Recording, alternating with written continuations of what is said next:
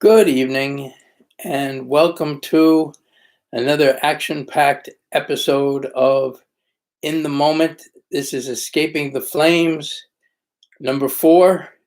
This is going to be the last thing I'm going to be doing for a while until I'm directed to do otherwise. Now,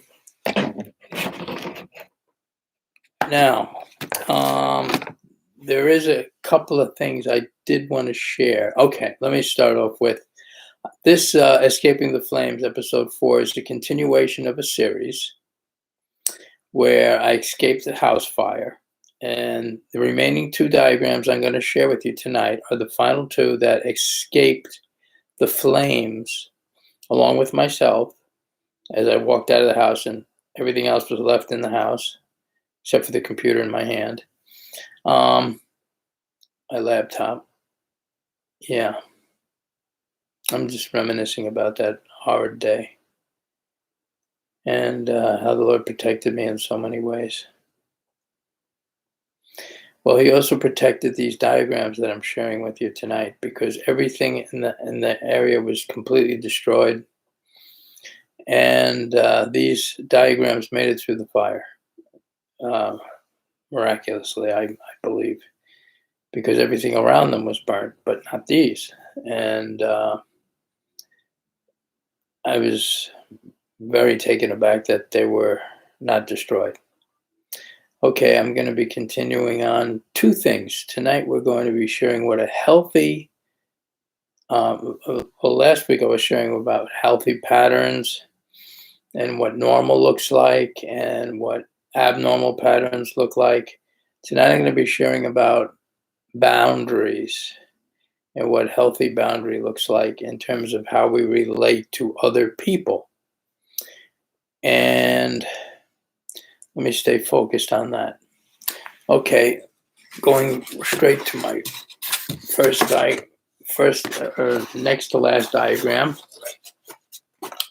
Over here, you see what an unhealthy boundary looks like.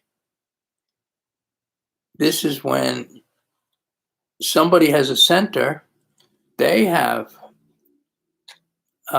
boundaries that appear healthy, and they take somebody else's center captive and throws them off of balance. And although they appear to have balance, they're thrown off balance as well. So what does a healthy boundary look like? Remember, I talked about mad, glad, and sad, the full gamut of emotions connected to your thoughts, woven in a grid. And when we're woven in a grid, in the weave of being connected to God, there we have healthy boundaries, because we have fullness of life. And with a full life, you can experience a full measure of love within the full depth, the widths and the heights and the breadths of all reality has to offer, and not just be stuck in the shallows, which would be the widths, just uneasiness of a wave that expands. Okay, so here, you know what? Let me put my glasses on, just in case something sneaks up on me that I can't really read or something. There. Okay, now you know it's me. See, what a difference. Okay, now, so over here, in this diagram here, you're hooked on your drug of choice while off balance to a person, place, or thing. Now, this is part, after I explain what healthy boundaries are, we're going to finish off with the cycle that needs to be broken. And then we're going to look at what a broken cycle, what breaks the cycle and keeps you from repeating this type of relationship with others and other things that surround you in your area. Because when you're carrying somebody else, it weighs on you. And when you take somebody else captive, it weighs on both of you. Okay, I want you to let that sink in for a minute. it puts the two of you in prison. Okay. Now moving along to B, which is where this is what freedom looks like. You have a balanced center and are comfortable in your own skin because you're in the center of your own space here. Everybody see that here. You don't have to shout it out all at once now. What? Okay, good. I'm glad everybody gets this. Okay. Now, let's take a look at what healthy relationship looks like before we move on to the cycle, the breaking of the cycle that needs to be broken. Okay. This is a healthy relationship. Is where boundaries are respected while balance with others in serenity. Okay. Here, there's peace between two people. This person has peace in his center. This person has peace in his center. And they're able to meet eye to eye and feel comfortable in their own skin at the same time. This, by the way, back here, part of this was feeling comfortable in your own skin. When you feel comfortable in your own skin, like you don't have to put up a front to be something you're not, and you can just be yourself, like I'm being with you right now. You can just be yourself and talk to others, being yourself. That's where you want to be. You don't have to have maintenance to put into a relationship. That would be an unhealthy boundary. It's not about flowers and chocolate, guys. It's about being real. And when you're real and centered, and you have your own space, and you have your own peace, and you're comfortable in your own skin, guess what? Other people will want to be around you. Like this, nobody wants to be around you. Okay.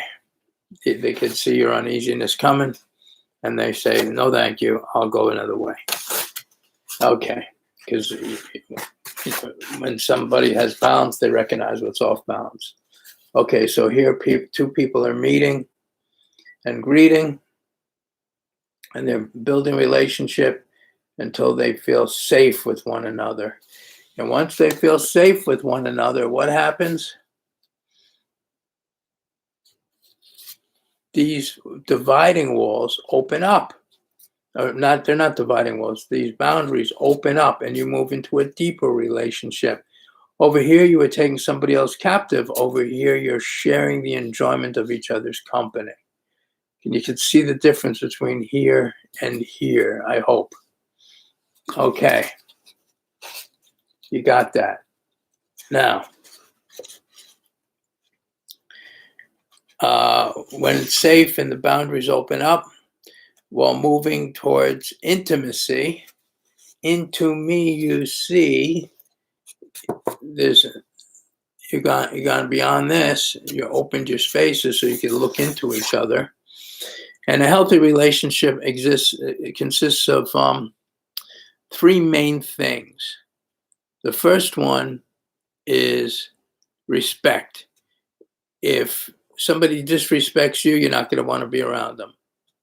Unless you were set up by a bad pattern and you don't know the difference between being disrespected and respected. Okay?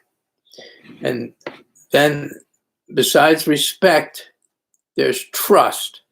If you can respect somebody, you can trust somebody, and then you can move into intimacy. Now, my first wife, she, how do I say, we had this kind of relationship. We tried to take each other captive. We didn't have respect for one another, really. It was a matter of convenience. It was friends with fringe benefits. And that's not a relationship, guys. Something where you have commitment, that's a real relationship. Forget about friends with fringe benefits. It's never going to work. You can put all the maintenance you want into it and try to strategize and figure things out. But unless God is there, we're a threefold cord, cannot easily be broken. It's just never going to work. Hold on a second. I just want to take a quick drink of water.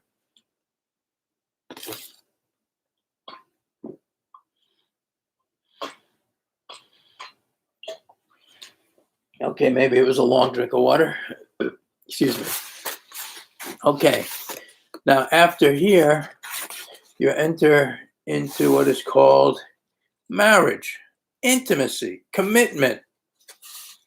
And when you're in a committed relationship, when there's two people bonded together, you're going to stick around because you've built respect, you've built trust,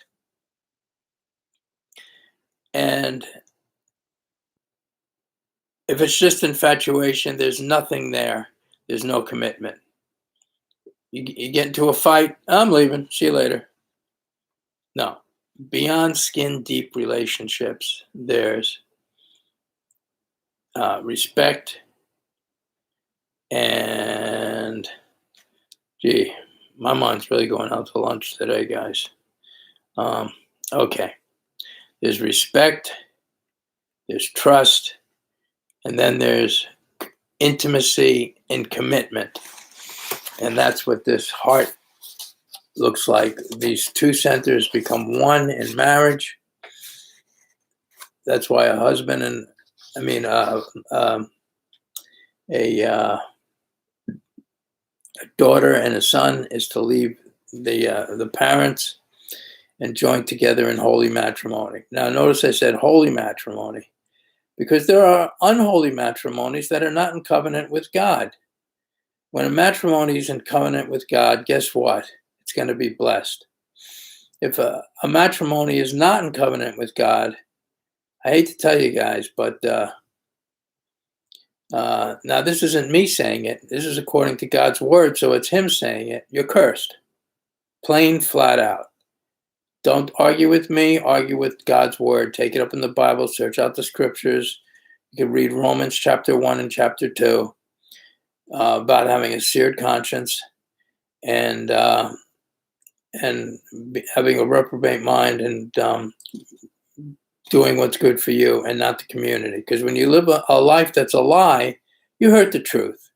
You twist the truth and try to wrangle the truth. And when you do that, it's not good for anybody. It only wreaks havoc and invites destruction to a society. Okay. Now, this is also one of the cycles that need to be I'm sorry, not this one. But if it's not in holy matrimony, then it has to be broken, guys. That's one of the unhealthy boundaries that need to be broken because you can be sexually addicted, which I myself was once, but the Lord was good enough to deliver me by his grace. But for the grace of God, there go I too again. But I have to keep my eyes on him and work his program, not mine. Okay. His program says, I'm better than what the world has to offer. And here we can see that now. When your higher power, for me, it's Jesus Christ, is truly greater than all else, there is freedom from bondage to sin, from bondage to addiction, from bondage to everything that's destroying your life. There is freedom from all else when God is truly greater. If God is not greater, guess what? He ain't God, something else is. If God is not truly greater, he's not God, something else is. If you can't enjoy God's company and his presence, then what's taking up your time and your space and your efforts is destroying you because it's blocking you from the God of life. And you're having a relationship with death and not even knowing or being aware of it. Now, granted, I may hear from some people, but on this one, maybe I'm opinionated or something, but, I taste the difference between life and death, and life tastes pretty good, guys. Okay. So, when you have freedom from all else, guess what? You have satisfaction, you have gratitude, And when you're satisfied and you're grateful and you have bonding love, there's no room for darkness to come in because you're full of light. And you know you're full of light because you're kept in balance where you can return affections. See that? Returning affections is very important. If you can't return affections to God, then who's your God? You don't know him. If you can't return affections to other people, then there's something wrong with the picture. If, let me give you an illustration of that. I saw a terrible accident. I didn't even blink. And the person sitting next to me was like, oh my God, those poor people, and jumped up and was all frantic in her seat. And I was just like, hey, it's like, so what's the big deal? People were hurt. And I could care less. There was something wrong with that picture. We have to have empathy and compassion for others. Now, if you're stuck, go to God, search him out. God says, if you search for me with all your heart, you will find me. And a part of finding him is what is truly, well, you're going to find what reality truly has to offer, a love flow that locks out all addiction. That's what you're going to find, a love flow that locks out all addiction. Now, what can't you be addicted to? You cannot be addicted to life. And let me say to you very carefully, there is a big distinction between life and religious addiction, because you can be addicted to religion and think you're having a relationship with God when you're having a relationship with a religion. Now, be very careful. Yes, religion is good because it's a springboard that allows you to meet God. But don't just look at the religion. Search for God with all your heart, and you will find him.